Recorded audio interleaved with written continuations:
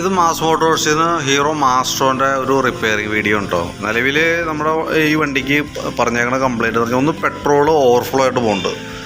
പിന്നെ ഉള്ളതെന്ന് പറഞ്ഞാൽ താക്കോൽ സെറ്റ് ശരിക്കും ടൈറ്റ് കാണിക്കുന്നുണ്ട്, സെൽഫ് എടുക്കാനായിട്ടൊരു ബുദ്ധിമുട്ടുണ്ട്. അങ്ങനെ ഒന്ന് രണ്ട് കംപ്ലൈൻറ്റുകളാണ്. അപ്പോൾ പെട്രോൾ ഓവർഫ്ലോൻ്റെ കംപ്ലൈൻറ്റും പ്രകാരം നമ്മളത് ചെക്ക് ചെയ്യാനായിട്ട് കാർബറേറ്റർ യൂണിറ്റ് അയച്ചു. അപ്പോൾ ഓൾറെഡി കാർബറേറ്റർ ചെക്ക് ചെയ്യുന്ന സമയത്ത് ഈ ഫ്ലോട്ട് വാൽവ് വന്ന് അടയുന്ന ഭാഗം കാർബറേറ്ററിനകത്ത് തേയ്മാനം വന്നിട്ടുണ്ട്. അപ്പോൾ ശരിക്കും പറഞ്ഞ് ഇങ്ങനെ വന്ന കേസുകളിൽ സാധാരണ രീതിയിൽ കാർബറേറ്റർ അസംബിൾ ഇതേപോലെ യൂണിറ്റ് മാറ്റിയാലാണ് അത് ശരിയാവുള്ളൂ. അതെന്ന് പറയുമ്പോഴത്തേക്ക് ഏകദേശം നമുക്കൊരു 22,500 2,600 ആ റേഞ്ച് വരും. ഒരു 3,000 താഴെ നമുക്ക് കോസ്റ്റ് വരും ഈ യൂണിറ്റിന്. ഏകദേശം ഒരു 3,000 താഴെ, കാരണം 2,600 2,900 ആ റേഞ്ച് എന്ത് വരുന്നുണ്ട് എൻ്റെ എമൗണ്ട്. അപ്പോൾ നമുക്ക് ശരിക്കും പറഞ്ഞാൽ ഈ ഫ്ലോട്ട് വാൽവ് മാത്രമായിട്ടൊന്ന് മാറ്റിയിട്ടൊന്ന് സെറ്റ് ചെയ്ത് നോക്കാം. കാരണം എന്താ വെച്ചാൽ എന്തായാലും ഇതിന് ആ റേറ്റ് വരും, എന്തായാലും കംപ്ലൈൻ്റ് ആണ്. അപ്പോൾ നമുക്കൊരു സ്റ്റെപ്പ് എന്ന നിലയിൽ ഒന്ന് ക്ലീൻ ചെയ്തിട്ട് ഈ ഫ്ലോട്ട് വാൽവ് മാത്രം ഒന്ന് മാറ്റിയിട്ട് റീസെറ്റ് ചെയ്ത് കിട്ടുകയാണെങ്കിൽ അത്രയും അങ്ങോട്ട് ഉപയോഗിക്കാവുന്ന കണ്ടീഷനിൽ നമുക്ക് മാക്സിമം ഉപയോഗിച്ചെടുക്കാം. കാരണം ഈ മാസ്ട്രോ അതേപോലെ ഹീറോൻ്റെ മാസ്ട്രോൻ്റെയും ഡ്യൂയറ്റിൻ്റെയും കാർബറേറ്ററിൻ്റെ ഈ പറഞ്ഞ കംപ്ലൈൻറ്റുകൾ ഇടയ്ക്ക് ഉള്ളതാണ്. ഒട്ടുമിക്ക വണ്ടികളിലും പ്രോബ്ലംസ് വന്നിട്ടുണ്ട്. അത് കംപ്ലൈൻറ്റ് കൂടുതൽ അങ്ങനെ കാണിക്കാനുള്ളൊരു മെയിൻ റീസൺ പറഞ്ഞാൽ ഇപ്പോഴത്തെ പെട്രോൾ എന്ന് പറയുമ്പോഴത്തേക്ക് E20 പെട്രോളാണ്. E20 പെട്രോൾ എന്ന് പറയുമ്പോൾ ഒരു 20%, അതായത് 20% എത്തനോളാണ് അതിനകത്ത് വരിക. അപ്പോൾ ശരിക്കും പറഞ്ഞാൽ വാട്ടർ കണ്ടൻറ്റ് കൂടുതലായിരിക്കും. നമുക്ക് കാർബറേറ്ററിൻ്റെ അടിയിലേക്ക് ആയാലും ഒരു ഈർപ്പം പോലെ നിൽക്കും. അത് ശരിക്കും പറഞ്ഞാൽ ഈ കാർബറേറ്റർ യൂണിറ്റ് എന്ന് പറഞ്ഞാൽ മെറ്റൽ ബോഡി അല്ല, അലുമിനിയാണ്. അപ്പോൾ അതുകൊണ്ട് തന്നെ എന്ത് പ്രോബ്ലം എന്ന് വെച്ചാൽ അലുമിനിയത്തിന് വെള്ളത്തിൻ്റെ ഒരു ഈർപ്പമായിട്ട് ബന്ധപ്പെട്ട് വരുന്ന സമയത്ത് ശരിക്കും ഒരു ഫംഗസ് പിടിച്ചൊരവസ്ഥയിലേക്ക് വരും ആ ബോട്ടം കേസ്. അതായത് ശരിക്കും അത് E20 പെട്രോൾ ഏറ്റവും ലേറ്റസ്റ്റ് മോഡൽ വണ്ടികളിലാണ് ശരിക്കും യൂസ് ചെയ്തത്. പഴയ മോഡൽ വണ്ടികൾ ശരിക്കും അതിൻ്റെ എൻജിൻ ഡിസൈനിങ് പോലും ആ മോഡലല്ല. പക്ഷേ നമുക്കിപ്പോൾ അതാണ് അവൈലബിൾ ആയിട്ടുള്ളത്. അപ്പോൾ അതിൻ്റേതായിട്ടുള്ള സൈഡ് എഫക്റ്റുകളാണ് ഒട്ടുമിക്ക വണ്ടികളിലും കണ്ടുവരുന്നത്. ഇപ്പോൾ തൽക്കാലം നമുക്കിപ്പോൾ കാർബറേറ്റർ ക്ലീൻ ചെയ്തെടുക്കുക, നല്ല രീതിയിൽ ക്ലീൻ ചെയ്ത് യൂസ് ചെയ്തതിന് ശേഷം ഈ ഫ്ലോട്ടിൻ്റെ ഈ വാൽവ് മാത്രം ഒന്ന് മാറ്റിയിട്ട് റീസെറ്റ് ചെയ്യാം. കംപ്ലൈൻറ്റ് വരില്ല എന്ന് 100% ഉറപ്പൊന്നും പറയാൻ പറ്റില്ല. നമുക്കൊന്ന് ട്രൈ ചെയ്ത് നോക്കാം. വീണ്ടും കംപ്ലൈൻ്റ് ആണെങ്കിൽ പിന്നെ നമുക്ക് കാർബറേറ്റർ അസംബ്ലി മാറ്റി വയ്ക്കാനേ പാടുള്ളൂ. പിന്നെ അതിനകത്ത് നമുക്ക് വേറെ കണ്ടൊരു കംപ്ലൈൻറ്റ് എന്ന് പറഞ്ഞാൽ ശരിക്കും സ്കൂട്ടർ മോഡൽ വണ്ടികളിൽ പെട്രോളിന് ഓൺ ഓഫ് ചെയ്യാനായിട്ടുള്ള പെട്രോൾ ടാപ്പില്ല. അപ്പോൾ ആ മോഡൽ വണ്ടികളിൽ എല്ലാത്തിനും യൂസ് ചെയ്യുന്നത് വാക്യൂം ടൈപ്പാണ്. വാക്യൂം ടൈപ്പ് എന്ന് പറയുമ്പോഴത്തേക്കും വണ്ടി സ്റ്റാർട്ട് ചെയ്യുമ്പോൾ മാത്രമാണ് ടാങ്കിൽ നിന്നും കാർബറേറ്ററിലേക്ക് പെട്രോൾ സപ്ലൈ വരാൻ പാടുള്ളൂ. പക്ഷേ നമുക്കിപ്പോൾ ഇതിൻ്റെ ആ ടാപ്പിൻ്റെ ആ സിസ്റ്റം ഓൾറെഡി കംപ്ലൈൻ്റ് ആയി നിൽക്കുക. പറയാൻ കാരണം എന്ന് വെച്ചാൽ ഇപ്പോൾ വെറുതെ വെച്ചാലും പെട്രോൾ ചാടി വരും.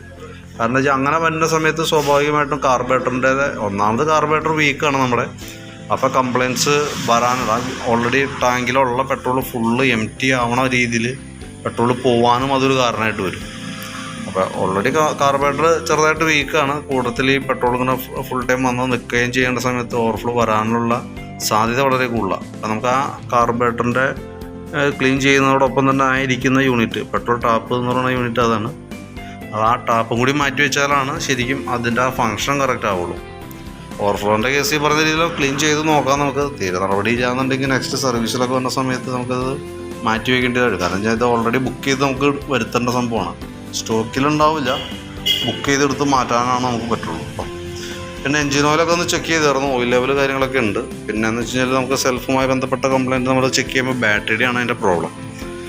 ബാറ്ററി നമുക്ക് വണ്ടി വന്നപ്പോൾ ഉള്ള ബാറ്ററിയാണ്. വന്നപ്പോൾ ബാറ്ററി എന്ന് പറയുമ്പോഴത്തേക്കും എക്സൈഡ് ബാറ്ററിയാണ് ഇരിക്കണേ. 5 ആമ്പിയറും 12 വോൾട്ടിന് 5 ആമ്പിയറുള്ള ബാറ്ററി ഇരിക്കണേ. അപ്പോൾ നമ്മളതിൻ്റെ വോൾട്ടും അതിൻ്റെ ഡീറ്റെയിൽസും ബാറ്ററി ഒന്ന് ടെസ്റ്റ് ചെയ്യുന്ന സമയത്ത് എനിക്ക് മുമ്പ് ഞാൻ കംപ്ലൈൻറ്റ് പറഞ്ഞിരുന്നതാണ്. വണ്ടിക്ക് 12.5 വോൾട്ട് വന്നുണ്ട്. ബാറ്ററിയിൽ നിന്ന് 12 വോൾട്ട് കിട്ടുന്നുണ്ട്. അതുകൊണ്ട് തന്നെ ഹോൺ ഇൻഡിക്കേറ്ററൊക്കെ പ്രോപ്പറായിട്ട് വർക്ക് ചെയ്യും. സെൽഫ് മോട്ടർ വർക്ക് ചെയ്യണമെങ്കിൽ കറക്റ്റ് നമുക്ക് ആ ആംബിയറായിട്ട് മാച്ചായി കിട്ടണം. കാരണം 5 ആമ്പിയർ എന്ന് പറയുമ്പോഴത്തേക്ക് ചുരുങ്ങി ഇതൊരു 4 ആമ്പിയറെങ്കിലും ഉണ്ടെങ്കിലാണ് സെൽഫ് മോട്ടർ പ്രോപ്പറായിട്ട് വർക്ക് ആവുള്ളൂ. ബെൻഡെക്സൊക്കെ പക്കയായിട്ട് വർക്ക് ആവണമെങ്കിൽ ബാറ്ററിക്ക് കറക്റ്റ് ആമ്പിയർ വേണം. ഇത് നമ്മൾ ബാറ്ററി ചെക്ക് ചെയ്യുന്ന സമയത്ത് ബാറ്ററി കംപ്ലൈൻ്റ് ആയിട്ടാണ് കാണിക്കുക, പോയ ബാറ്ററി ആയിട്ടാണ് കാണിക്കുന്നത്. അപ്പോൾ അതുകൊണ്ട് സെൽഫിൻ്റെ കംപ്ലൈൻറ്റ് റെഡി ആവണമെന്നുണ്ടെങ്കിൽ നമ്മൾ പുതിയ ബാറ്ററി വെച്ചാലാണ് ആ കംപ്ലൈൻറ്റ് സോൾവ് ആയി കിട്ടുള്ളൂ കേട്ടോ.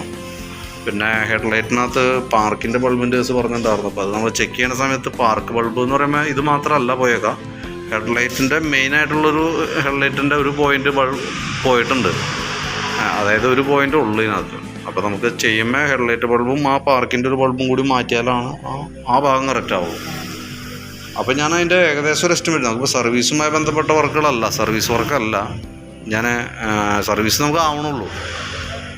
അപ്പോൾ ഈ ചെയ്യുന്ന വർക്കുകളുടെ ഒരു എസ്റ്റിമേറ്റ്, അതായത് ബാറ്ററി അതേപോലെ തന്നെ ഹെഡ്ലൈറ്റ് ബൾബും അതിൻ്റെ പാർക്ക് ബൾബും, കാർബറേറ്റർ ക്ലീനർ, അതിൻ്റെ ഫ്ലോട്ടിൻ്റെ വാൽവ്, പെട്രോൾ ടാപ്പ്, ഇതെല്ലാം പെടുത്തി നമ്മളൊരു എസ്റ്റിമേറ്റ് ആക്കി നോക്കിയിട്ടേ അതിൻ്റെ ഒരു ഡീറ്റെയിൽസ് ഒന്ന് വാട്സാപ്പിലേക്ക് ഒന്ന് സെൻഡ് ചെയ്തിടാം. അപ്പോൾ നോക്കിയിട്ടൊന്ന് റിപ്ലൈ ഇടണം കേട്ടോ.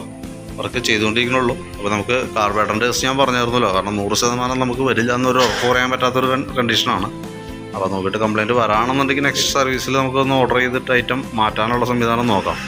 ഇപ്പം നമുക്കതൊന്ന് ട്രൈ ചെയ്ത് നോക്കാം. ചില കേസിൽ ഒരു 50-50 ചാൻസാണ്, ചില കേസിലൊക്കെ കിട്ടാറുണ്ട്. അപ്പോൾ കിട്ടാണെന്നുണ്ടെങ്കിൽ നമുക്ക് മാക്സിമം ഉപയോഗിക്കാം. ഓക്കെ, അപ്പോൾ ഒരു എസ്റ്റിമേറ്റ് ഞാൻ വാട്സാപ്പിലേക്ക് ഇട്ടേക്കാം, നോക്കിയിട്ടൊന്ന് റിപ്ലൈ ഇട്ടാൽ